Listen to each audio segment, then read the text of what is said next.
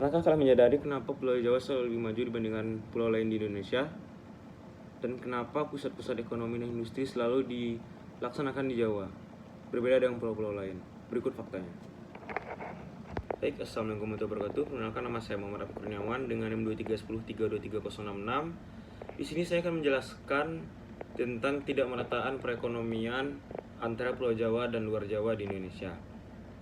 Sebelumnya, video ini merupakan video project dari saya untuk memenuhi tugas ujian akhir semester matkul kewarganegaraan. Berikut penjelasan. Jadi di sini ada outline yang pertama yaitu latar belakang, identifikasi masalah, terus aspek ketidakmerataan perekonomian Jawa dan luar Jawa, dan juga solusinya. Sebelum kita lanjut ke identifikasi masalah, di sini ada latar belakang.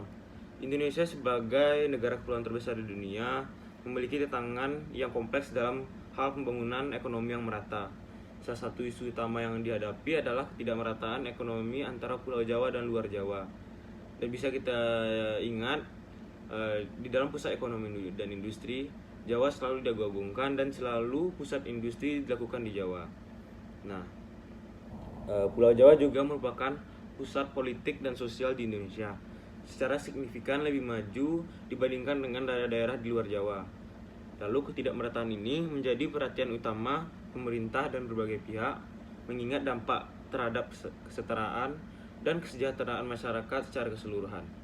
Kita lihat di sini terdapat peta Indonesia. Cukup abaikan Eropa yang sangat terang ini. Nah, ini adalah city light Indonesia di malam hari. Bisa kita lihat kalau di Indonesia wilayah yang sangat terang terdapat di Jawa. Nah, pada wilayah barat Jawa itu adalah wilayah yang sangat terang sampai dengan timur di Jawa. Nah, bisa kita lihat di sini sangat terang, bisa seperti negara Malaysia. Namun bisa juga kita lihat di pulau lain seperti Sumatera, Kalimantan, Sulawesi, Papua, itu hanya seperti titik-titik saja yang dimana itu sangat gelap. Dan bisa juga menjadi acuan kalau infrastruktur atau bangunan-bangunan di wilayah luar Jawa itu masih sangat minim kemajuannya. Jadi mengenai ketidakmerataan ekonomi antar Pulau Jawa dan luar Jawa, terbentuklah 3 identifikasi masalah. Yang pertama yaitu ketimpangan infrastruktur. Jadi kurangnya infrastruktur transportasi. Daerah di luar Jawa seringkali kekurangan infrastruktur transportasi seperti jalan raya, jembatan, dan pelabuhan, bandara yang menghambat mobilitas dan aksesibilitas. Nah, keterbatasan akses telekomunikasi juga, yaitu banyak daerah di luar Jawa yang masih mengalami keterbatasan dalam akses telekomunikasi dan internet yang menghambat konektivitas dan perkembangan ekonomi digital. Nah, yang kedua itu adalah sentralisasi pusat ekonomi, industri, dan kesehatan. Jadi dominan sentralisasi pusat ekonomi, industri, dan kesehatan ini selalu dominan di Pulau Jawa. Pulau Jawa sangat mendominasi perekonomian di Indonesia dengan pusat-pusat bisnis dan industri utama berada di sana. Seperti yang bisa kita lihat seperti kota Jakarta, Surabaya, dan Bandung. Nah, keterbatasan industri di luar Jawa. Daerah-daerah di luar Jawa memiliki keterbatasan dalam pengembangan industrinya dan seringkali hanya bertumpu pada sektor primer seperti pertanian, perkebunan, dan juga pertambangan.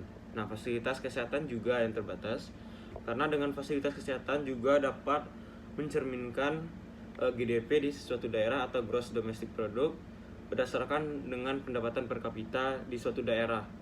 Nah, itu juga sebagai acuan di Pulau Jawa, keterbatasan fasilitas kesehatan di luar Jawa mempengaruhi kualitas hidup dan produktivitas masyarakat di daerah tersebut. Dan tentunya fasilitas kesehatan seperti tersebarnya rumah sakit di seluruh Indonesia yang tidak merata juga berpengaruh terhadap GDP walaupun tidak secara signifikan pengaruhnya. Nah, yang ketiga yaitu kesenjangan pembangunan antar daerah.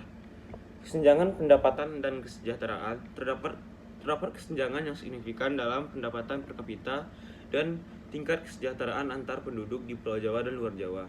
Nah, ketimpangan infrastruktur. Pembangunan infrastruktur yang tidak merata mengakibatkan kesenjangan dalam akses layanan publik dan peluang ekonomi. Nah, bisa kita lihat di sini wilayah metropolitan terkaya di Indonesia. Jadi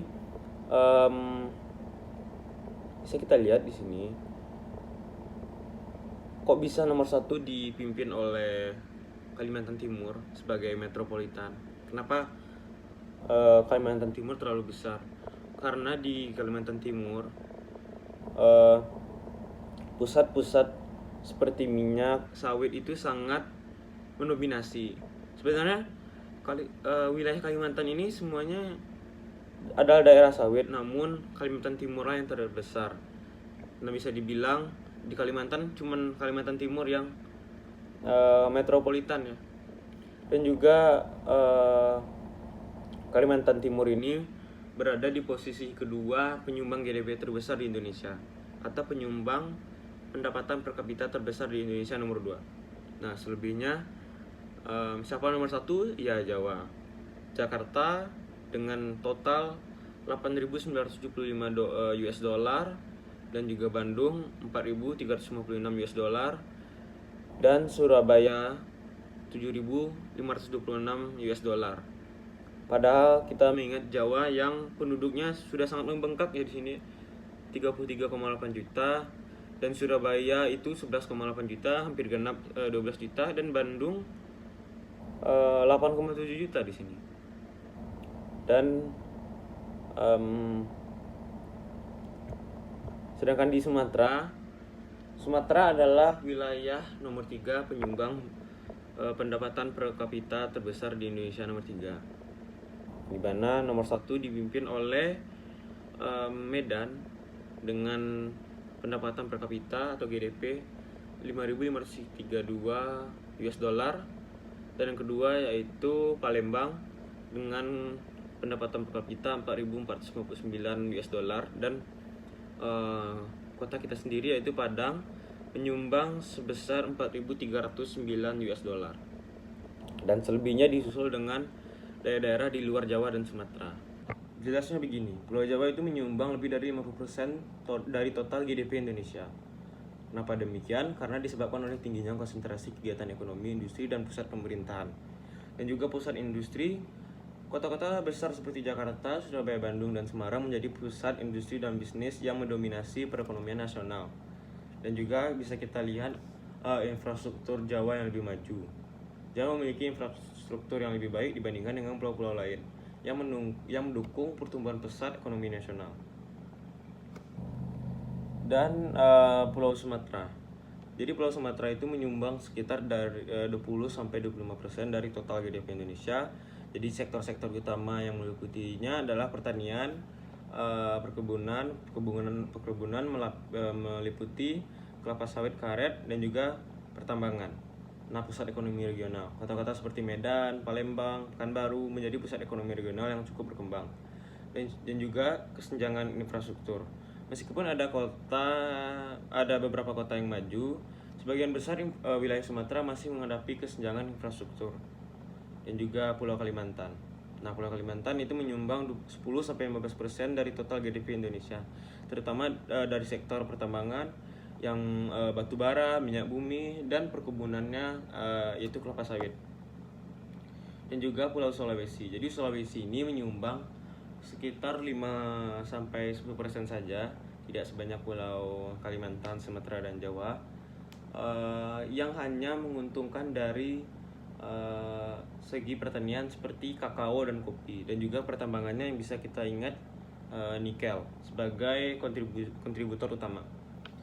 Dan juga Kepulauan Nusa Tenggara. Jadi Nusa Tenggara ini memiliki kontribusi GDP yang rendah, yaitu hanya kurang dari 5%. Jadi hanya diuntungkan dari segi pariwisata. Jadi contohnya Bali sebagai destinasi wisata internasional. Bali itu menyumbang sebagian besar GDP regional melalui sektor pariwisata. Dan juga Pulau Papua dan Maluku. Nah, kontribusi GDP dan pertambangan, Papua dan Maluku menyumbang sekitar 2-3% dari total GDP Indonesia, terutama dari sektor pertambangan. Papua dan Maluku seperti PT Freeport yaitu menyumbang emas, dan juga tembaga dan perikanan di Maluku. Dan juga singkatnya gini, Pulau Jawa lebih dari 50% dari total GDP, Sumatera sekitar 20-25% dari total GDP, Kalimantan menyumbang sekitar 10-15% dari total GDP, dan 5-10% lainnya yaitu disusul oleh Sulawesi, dan selebihnya kurang dari 5% yaitu Pulau Nusa Tenggara dan Papua dan juga Maluku. Nah, bisa kita lihat di sini rata-rata akses jalan di Jawa, yang dimana ya sudah berbasis tol, berbeda dengan rata-rata di luar Jawa yang masih menguntungkan jalur utama. Jalur utamanya itu seperti ya harus melalui bukit, dan tidak bisa seperti tol-tol di luar Jawa yang hanya yang bisa mengandalkan jalan-jalan lurus di Jawa. Dan juga bisa kita lihat pusat tata pembangunan di Jayapura dan juga pusat kota Jakarta, yang dimana pusat kota Jakarta yang hampir sempurna tata pembangunannya, cuman hanya kurang di pembangunan rumah-rumah rakyat saja.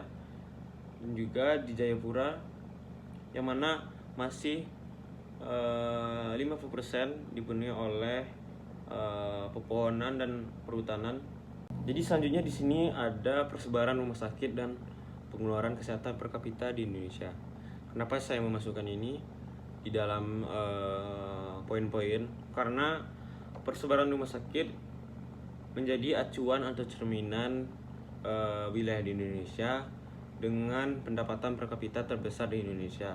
Nah, bisa kita lihat di Jawa yang persebaran rumah sakitnya mencapai lebih dari semestinya di pulau luar Jawa. Nah, Jawa di sini, Jawa Barat memimpin dengan persebaran rumah sakit yaitu sebanyak 1474, terus disusul oleh Jawa Timur sebanyak 1416. Berbeda dengan pulau-pulau di luar Jawa seperti Sumatera yang tidak serta-merta terlalu banyak persebaran rumah sakit sebanyak di luar Jawa. Dan juga bisa kita lihat di sini Kalimantan, Papua yang di ujung timur hanya mengandalkan satu pusat saja, yaitu sebanyak 478 persebaran rumah sakit. Nah, meskipun Jawa tidak memiliki sumber daya alam sebanyak pulau lain, sebanyak pulau Sumatera, Kalimantan, dan Papua, terdapat faktor-faktor yang berkontribusi terhadap kemajuan ekonominya dibandingkan dengan pulau lain di Indonesia. Jadi Jawa itu didukung oleh faktor sejarah. Pada pusat pemerintahan sejak era kolonial Belanda, Jawa menjadi pusat pemerintahan Hindia Belanda. Hal ini menyebabkan fokus pembangunan infrastruktur dan ekonomi di Jawa lebih tinggi dibandingkan daerah lain. Dan juga jalur perdagangan. Jawa memiliki peran penting dalam jalur perdagangan internasional, terutama rempah-rempah. Hal ini mendorong pembangunan infrastruktur seperti pelabuhan, jalan raya untuk memperlancar arus perdagangan yang lebih maju. Kalau kepadatan penduduk, Jawa memiliki pulau terpadat di Indonesia. Dengan konsentrasi penduduk ini mendorong pemerintah untuk membangun infrastruktur dan menyediakan lapangan pekerjaan yang lebih layak, dan juga faktor geografis. Jadi Jawa itu mempunyai tanah yang subur dan cocok untuk pertanian. Hal ini mendorong pembangunan infrastruktur irigasi dan transportasi untuk mendukung kegiatan pertanian. Dan akses laut, Jawa memiliki garis pantai yang lebih panjang dan lebar, dan juga banyak pelabuhan alami di sana. Jadi hal ini memudahkan akses ke pulau lain dan ke luar negeri, sehingga mendorong pembangunan infrastruktur pelabuhan dan maritim. Dan juga faktor ekonomi. Jadi pusat ekonomi, Jawa menjadi pusat ekonomi Indonesia dengan banyak industri dan kegiatan ekonomi terpusat di sana. Nah, hal ini mendorong pembangunan infrastruktur untuk mendukung kegiatan ekonomi tersebut seperti jalan tol, bandara, dan juga kawasan industri. Jadi Jawa menerima lebih banyak investasi dibandingkan daerah lain. Investasi ini digunakan untuk membangun infrastruktur seperti jalan, jembatan, dan pembangkit listrik. Dan juga faktor SDM yang terakhir yaitu akses pendidikan. Jawa memiliki akses pendidikan yang lebih baik dibandingkan daerah lain. Hal ini menghasilkan sumber daya manusia atau SDM yang lebih berkualitas dan siap untuk bekerja di berbagai sektor ekonomi. Tentunya dapat mempengaruhi secara besar pendapatan per kapita di Indonesia dan juga migrasi. Migrasi dari luar Jawa ke Jawa membawa tenaga kerja yang terampil yang berkontribusi terhadap kemajuan ekonomi Jawa. Jadi solusi atas ketidakmerataan perekonomian di luar Pulau Jawa dengan Jawa yaitu pertama yaitu menciptakan lapangan kerja di daerah asal. Misalnya setelah kita menamatkan pendidikan kita menciptakan lapangan kerja di daerah asal kita. Jangan serta-merta kita lakukan di Jawa, yang dimana jikalau kita membuat lapangan kerja di daerah kita sendiri, misalnya di Padang, kita dapat membantu negara dalam masalah ketidakmerataan ekonomi dan juga membantu pengurangan angka pengangguran masyarakat Indonesia. Dan juga yang kedua itu pengembangan pariwisata. Pengembangan pariwisata di daerah lain dapat meningkatkan pertumbuhan ekonomi. Jadi pemerintah harus meningkatkan investasi di daerah lain untuk meningkatkan kemampuan pariwisata dan meningkatkan daya saing. Contohnya sekarang yaitu di IKN, pemerintah dapat mengembangkan pariwisata di daerah IKN tersebut, yang dimana dapat meningkatkan pertumbuhan ekonomi dan juga GDP di wilayah Kalimantan. Nah, pemerintah harus meningkatkan investasi di daerah tersebut untuk meningkatkan kemampuan pariwisata dan meningkatkan daya saing. Itu saja dari saya. Jika terdapat banyak kesalahan, saya mohon maaf. Saya ucapkan terima kasih. Wassalamualaikum warahmatullahi wabarakatuh.